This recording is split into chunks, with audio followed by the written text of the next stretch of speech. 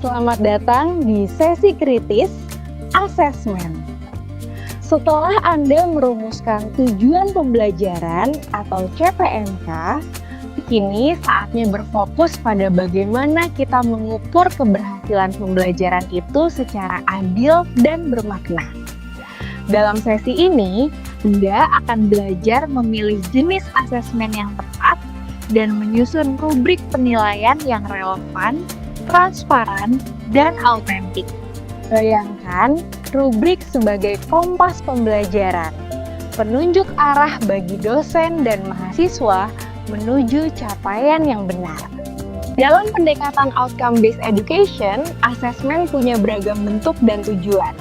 Pertama, asesmen formatif, ibarat pemeriksaan kesehatan rutin, dilakukan selama pembelajaran untuk memberi umpan balik. Misalnya, kuis singkat, diskusi kelompok, atau refleksi mingguan. Kedua, asesmen sumatif, yaitu evaluasi akhir seperti ujian atau proyek besar untuk menilai pencapaian CPMK. Dan terakhir, asesmen autentik, penilaian berbasis tugas nyata, seperti mahasiswa komunikasi yang membuat kampanye media sosial untuk klien sungguhan. Setelah asesmen ditentukan, kita perlu alat bantu yang membuat penilaian lebih objektif dan konsisten. Itulah rubrik.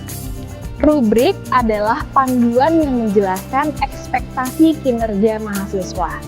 Seperti resep masakan, ada bahan, takaran, dan langkah-langkah jelas agar hasilnya seragam. Dengan rubrik, mahasiswa tahu apa yang diharapkan, dan dosen tahu bagaimana menilai. Ada dua jenis rubrik, holistik dan analitik. Rubrik holistik memberikan satu nilai keseluruhan grade, cepat dan efisien, tapi kurang detail. Rubrik analitik menilai setiap kriteria. Berdasarkan pengalaman, rubrik analitik memberi umpan balik yang lebih jujur dan konstruktif. Sekarang, bagaimana cara menyusun rubrik yang baik? Pertama, identifikasi CPMK. Apa yang ingin diukur? Kedua, tentukan kriteria dari CPMK. Misalnya dalam tugas esai, kualitas argumen, penggunaan referensi, struktur, dan bahasa. Ketiga, buat level performa. Misalnya 4 tingkat dari sangat baik hingga kurang. Keempat, tulis deskriptor spesifik, hindari kata bagus atau menarik, gunakan kata kerja yang terukur. Dan terakhir, uji coba rubrik bersama kolega. Bila hasilnya berbeda jauh, revisi hingga objektif. Teknologi AI kini dapat membantu dosen dalam menyusun rubrik dengan cepat. Misalnya, Anda dapat meminta AI membuat draft deskriptor untuk kriteria tertentu. Namun ingat, AI hanya alat bantu.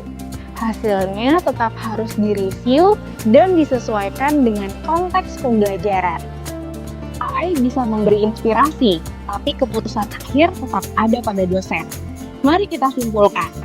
Rubrik yang baik selalu berawal dari CPMK yang jelas. Pilih jenis rubrik sesuai kebutuhan.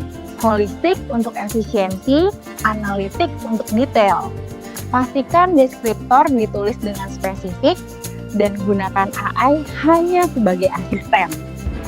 Sekarang, pilih satu tugas dari mata kuliah Anda dan coba buat rubriknya. Ingat, rubrik bukan sekadar alat menilai, tapi juga alat belajar bagi dosen dan mahasiswa. Seperti yang sering saya katakan, kejelasan ekspektasi adalah hadiah terbaik dalam pembelajaran.